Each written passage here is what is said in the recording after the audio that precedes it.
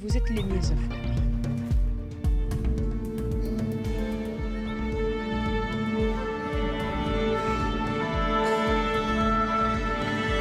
Voici qui vous prend. Les titres du journal. À la une de ces 6h05, la monnaie congolaise a perdu 25% de son pouvoir d'achat en 2016 et continue à perdre en 2017.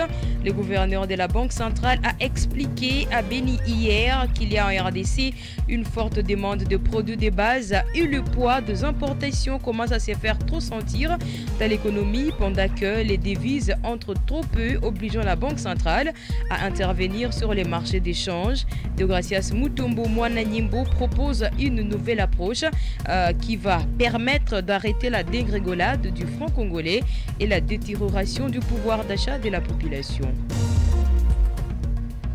Toujours à la une, Julien Paluku invite la population du Nord Kivu à ne pas suivre le raté des tractations politiques à Kinshasa.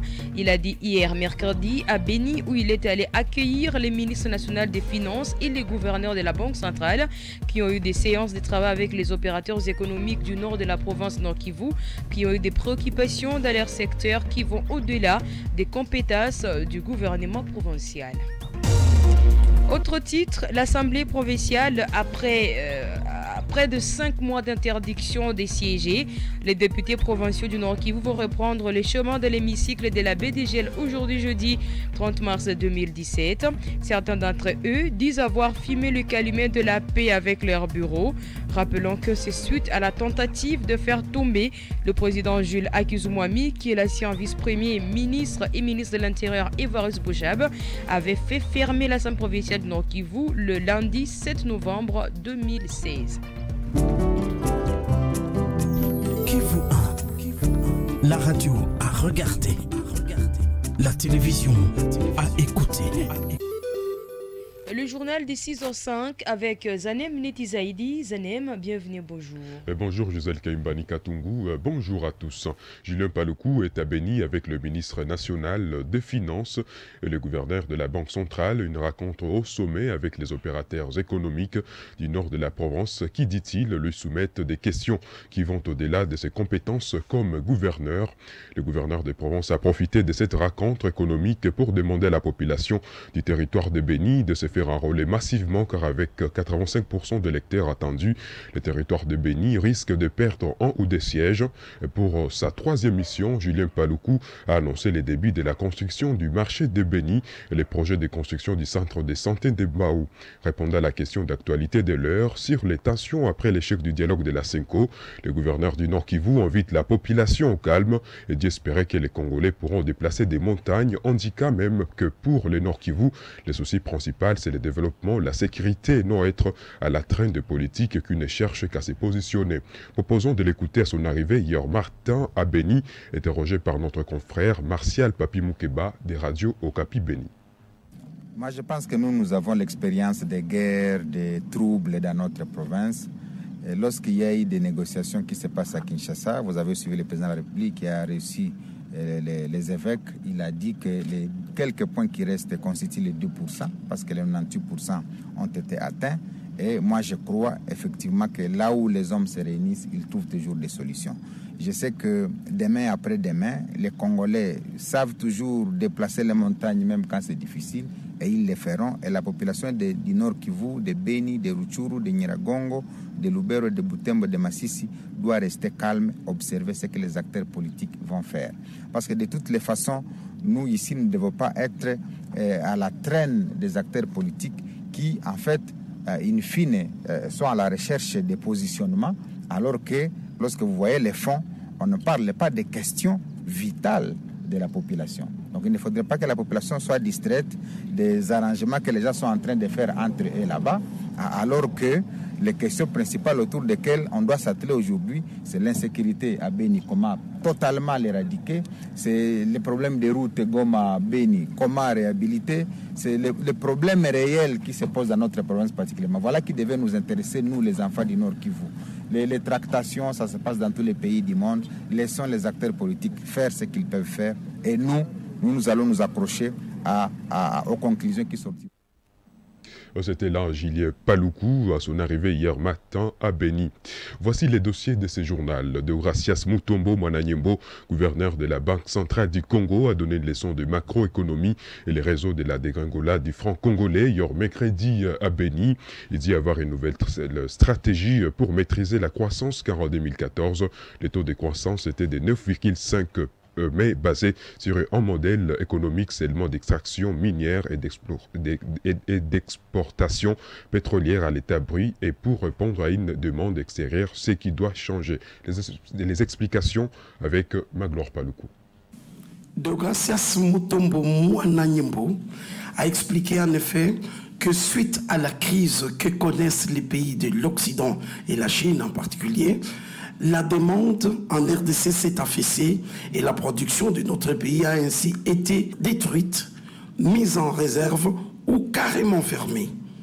De l'autre côté, le gouverneur de la Banque centrale indique qu'il y a une forte demande de consommation des produits de base en RDC, comme la nourriture. Et le poids des importations commence à se faire trop sentir dans l'économie. En rapport avec les réserves d'échange, qui était à 1,8 milliard il y a 2 ans, contre 750 millions de dollars seulement aujourd'hui. Pour Deogracias Mutombo Mwananyembo, la cause de cette chute est que la Banque centrale a donné des devises aux importateurs qui ont amené des vivres qu'on consomme et la demande a été une fois encore importante, ce qui entraîne une baisse du pouvoir d'achat de la monnaie congolaise qui a perdu 25% en 2016 et continue à en perdre en 2017. Deogracias Mutombo propose qu'on arrête avec l'érosion du pouvoir d'achat de la population. Et c'est l'objet de sa mission avec le ministre des Finances à Butembo et à Beni, afin d'échanger avec le monde des affaires sur cette nouvelle stratégie basée sur le développement des infrastructures au moyen des investissements publics ou privés, étrangers ou locaux. Et cette stratégie doit être accompagnée d'un dynamisme entrepreneurial qui a besoin du pouvoir public pour l'émergence du secteur privé. Et toujours pour ce sujet, nous proposons d'écouter les propos du gouverneur de la Banque centrale, propos recueillis par Yacine Kombikadima. Quand vous êtes un importateur éternel, comme c'est notre cas, même avec une politique monétaire la plus efficace du monde, la monnaie ne sera jamais stable de manière absolue. Il faut produire pour donner la force à sa monnaie. Nous étions à Aro, nous étions à Mahagi, c'est les shillings, parce que nos frères qui sont là consomment les productions de voisins. Et nous, c'est le dollar qui est roi sur notre économie, parce que nous importons. Nous importons à manger, nous importons le poisson, 15 000 tonnes par mois par exemple à Kinshasa. Le riz, c'est 30 000 tonnes à Kinshasa.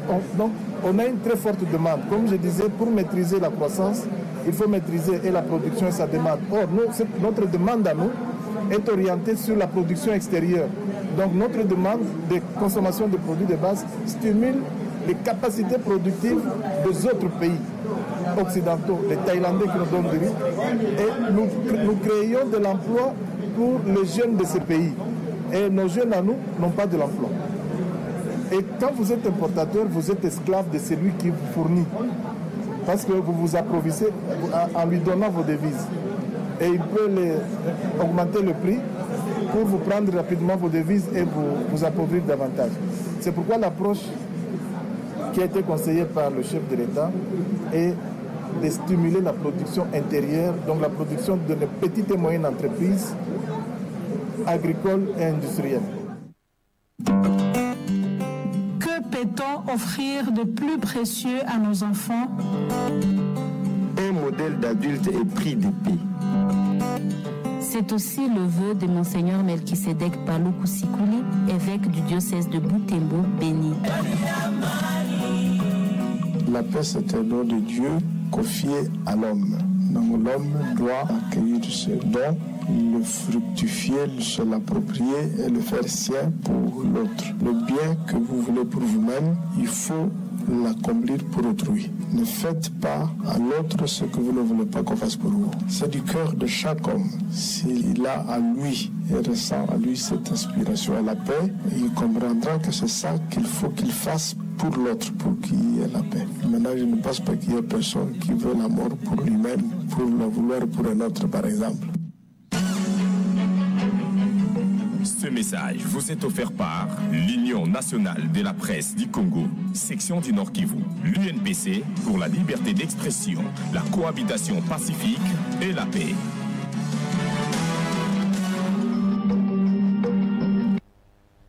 En direct du studio bleu majorette de Lumière de Kivu 1 et 6 sur son brillant plateau cristal. Il est 6h passé de 16 minutes, même à l'immeuble BDGL. Vous écoutez les journaux de 6h05 en direct de la radio filmée de Goma. Vous nous êtes fidèles, merci. En récompense, nous vous diffusons des informations rares du matin au soir. C'est depuis 7 novembre 2016 que l'Assemblée provinciale du Nord Kivu s'était vue suspendre ses plénières par un message phonique de l'ancien vice-premier ministre et ministre de l'Intérieur Évariste Bochab. La pomme des discordes était la signature d'une motion de censure de 23 députés sur les 42 qui comptent l'Assemblée provinciale du Nord Kivu contre le président Jules Kizimwami. La police était précipitée à l'immeuble BDGL pour empêcher ces députés de retirer leur confiance à leur président. Près de 5 mois après, les députés vont rentrer chacun avec son bilan de ses vacances parlementaires forcées. Déjà, le vice-président de l'Assemblée provinciale, Janvier Kaindo Tchekanabo, est rentré dimanche de Béni en lançant un appel à la CENI Nord Kivu d'envoyer des kits électoraux il y a carence car l'enrôlement va s'éclôturer d'ici le 5 avril pour le premier centre qui avait ouvert et le dernier en juin. Il a aussi rassuré qu'après sensibilisation, les potentiels électeurs du Nord Kivu qui s'étaient réfugiés dans la province de l'Ituri, fiant l'insécurité causée par les ADF, commencent à revenir. Dans les territoires de Nyiragongo, à la veille de cette rentrée parlementaire, la société civile Force Vive a convoqué une journée porte ouverte sur la redevabilité parlementaire. Invité à cette rencontre de la population, l'honorable Muteoule Moro a félicité la population pour son enrôlement massif au-delà des 100%. Également, l'honorable Muteoule Moro invite la population à vérifier attentivement des cartes d'électeurs et à les faire corriger les éventuelles erreurs pendant qu'il est encore temps. L'honorable Muteoule Moro dans ses propos recueillis par Gisèle Kaimbani Katungu. Nilialikiwa na societe civile ili tupate kujadiliana, nipate kuwapatia restitution kuhusu kazi zetu za ubunge, na nafikiri kumachache tuliweza kugusia sensibilisation ambayo tulifanya ya maelection. Watu waliitika kwa mwito mkubwa, na zaidi ya ile tukawafelicite population, maana Nyiragongo imekuwa kote vizuri ndani ya republike mzima. Tukagusia hali ya kuwakumbusha kama tumefika sasa muda ya watu kwenda kukosoa karte zao za uchaguzi. Kama ndani ya karte ya mkaaji kuna kosa fulani, hii ndio wakati ya kwenda kuseni kusema wakosoe. Kama jina liliandikiwa vibaya, kama miaka iliandikiwa vibaya, ndio wakati wa kwenda kukosoa. Hata vile vile tukawazungumzia machache kuhusu namna gani ya Assemblée taweza kufungua vikao vyake vya mwezi wa 3 siku ya kesho, tarehe 13, na zaidi ya ile tukazungumzia mambo kidogo kuhusu siasa ya Nyiragongo. Oh, c'était là l'honorable Muteoule Moro. Les mois de la femme arrivent à sa fin. Pour les clôturer, certaines femmes posent déjà des bonnes actions en faveur d'autres femmes nécessiteuses. C'est ainsi que les femmes de la Ligue de défense des intérêts des citoyens, LDIC de l'honorable Jean Mouto Kambali, ont décidé d'aller payer le frais d'hospitalisation et d'accouchement de 7 femmes qui étaient retenues dans les centres de santé de Kiziba dans le Nyiragongo faute d'argent. Une générosité de fin du mois de mars à laquelle a assisté Rose Maté Riziki pour qui vous en explication. Elle avait accouché au centre de santé Kiziba dans le Nyiragongo il y a de cela 2 semaines. Cette femme a été émue de voir les femmes du parti LDIC, Ligue de défense des intérêts des citoyens, lui venir en aide ce mercredi 29 mars. Elle, qui n'avait pas de quoi payer ses frais médicaux, n'a pas manqué à dire merci et encourager ces femmes du parti politique Ligue de défense des intérêts des citoyens, LDIC.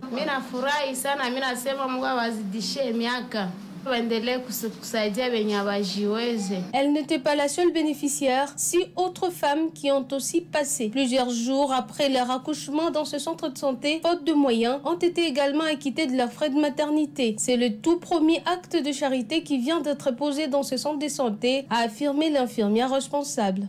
Hatukuwaita ni wao wamejitoa tu kukuya kukubali kulipia wamama faktire ni msaada ya kwanza. N'en étant pas à son premier, le parti politique LDIC a toujours de temps à autre posé des actes de charité pour l'intérêt des citoyens congolais. Madame Sylvie Kalala, secrétaire nationale en charge de la sécurité et décentralisation au sein du parti LDIC. Ce n'est que juste la continuité des actes de charité que nous posons. D'habitude, nous les faisons à l'intérieur, vers Uchuru, vers Nyanzale, un peu partout là.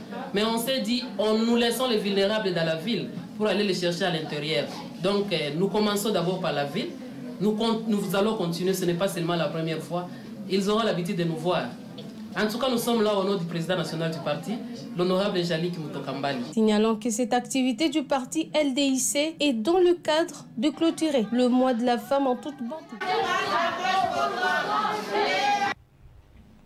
C'était là le reportage des Roses Maté. Rappelons que les femmes de la Ligue de défense des intérêts des citoyens DC, de l'honorable Jean-Luc Mutokambali, ont décidé d'aller payer les frais d'hospitalisation et d'accouchement de 7 femmes qui étaient retenues. C'est la fin de cette première partie de ce 6h05 sur Kivu 1. Retrouvez à la revoyure la prochaine quand on aura 7h. Restez avec nous. Kivu 1, la radio à regarder. La télévision